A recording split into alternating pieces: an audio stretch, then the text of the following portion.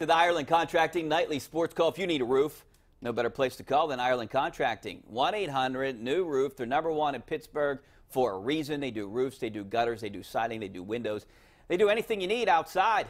I would give them a call. I'm sure Paul would give them a call. 1-800-NEW-ROOF for Ireland Contracting. Give us a call right now on the Borders & Borders hotline at 412-575-2600. We'll continue the Pitt Notre Dame conversation, also talk about the Steelers. I had a chance to talk to Le'Veon Bell today. I was there, part of that interview, asked him the first couple questions, and obviously he had that standard answer that he's not allowed to talk.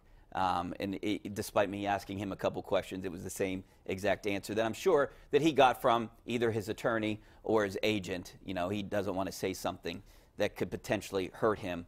But, you know, I guess that, you know, another drama-filled week for Antonio Brown.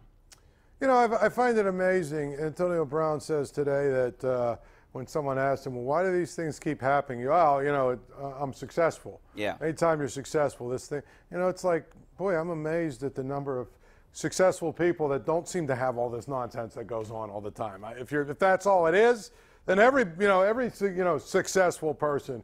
But like someone pointed out, Sidney Crosby. Well, forget about even that. Malkin. Forget about him. How about Troy Polamalu? Jerome Bettis. Who was Jerome Bettis, Larry Fitzgerald. I mean, I could go through the list of guys who were really successful and never had this kind of nonsense surrounding them. So that's not an answer. And to me, the biggest problem we've got is that there's too many enablers for him in the Steelers organization and around town. You know, his fans that will always, come up with, well, it's the media's fault and all this other stuff. If you're a narcissist, and everybody allows you to continue to be that way, this kind of stuff is going to happen. I just don't understand how it's the media's fault. I mean, he needs to separate us from social media. I don't think there's any of us that are out there bashing him or saying something that's not factually true. More importantly, I would challenge anybody that believes it's the media's fault, right, to just do like a Google search of Antonio Brown and print out 500 stories that have been written about him, and tell me how many of them are negative. You know, up until the beginning of this year, I would say probably 2 or 3. Very few. Yes. Even you know what I'm saying? The Facebook Live stuff. I mean, you look at most of the stuff that's written and talked about Antonio Brown is what a wonderful talent he is, how great he is, the plays he makes, the games that he's won almost single-handedly for the Steelers. You know, all of that stuff is always ignored. It's always, well, it's the negative stuff. Yeah. And it's like, well, wait a minute. You know, how does that work? I mean, you can do 50 positive stories on somebody, and then you do a story that's perceived as negative, and guess what? They're going to pick up the phone and call you, why are you doing that to me? But it's just reporting the facts, too. It's not like that happened to him. So you're reporting the facts. And, it's like Pitt fans. Pitt fans in this town really believe that, there's this media conspiracy, to rip Pitt all the time.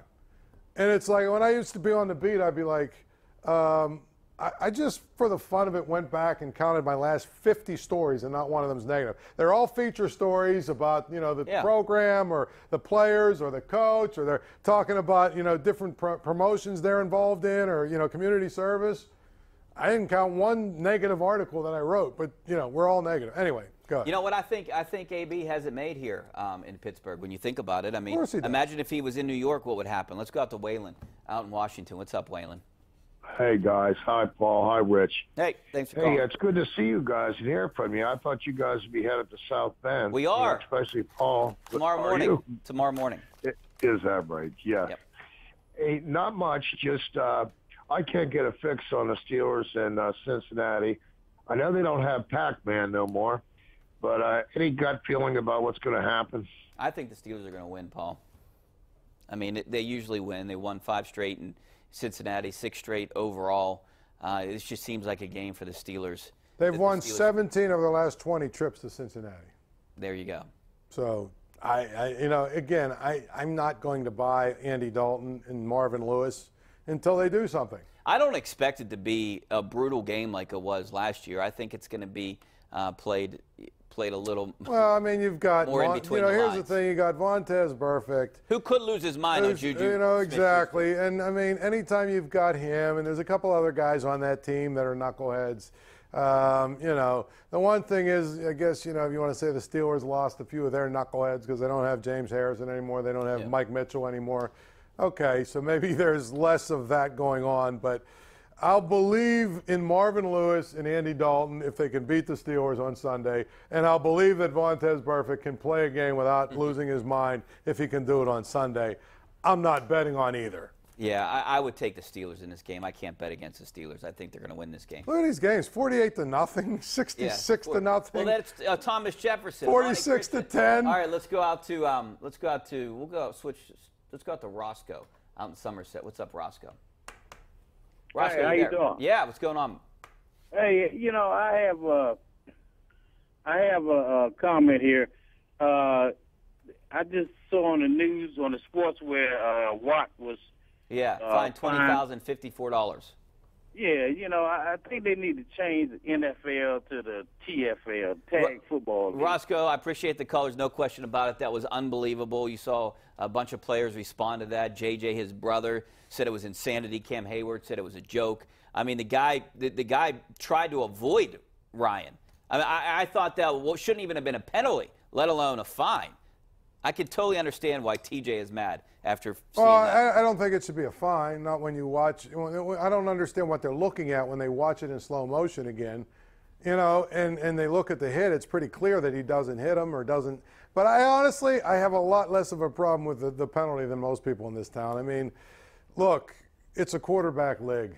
I'd rather them err on the side of caution.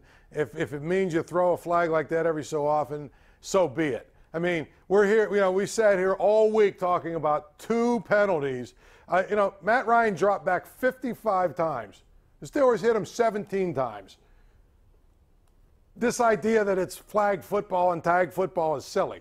Go stand on the sidelines and watch the hits those guys take. It's still a very physical game. To me, you know, those 2 penalties are what they are. He dropped back, what, 55 times? Yeah.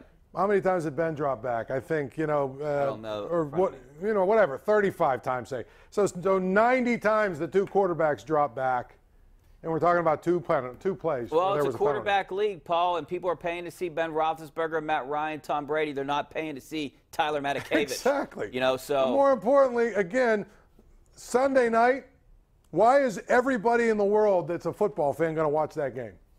Sunday night.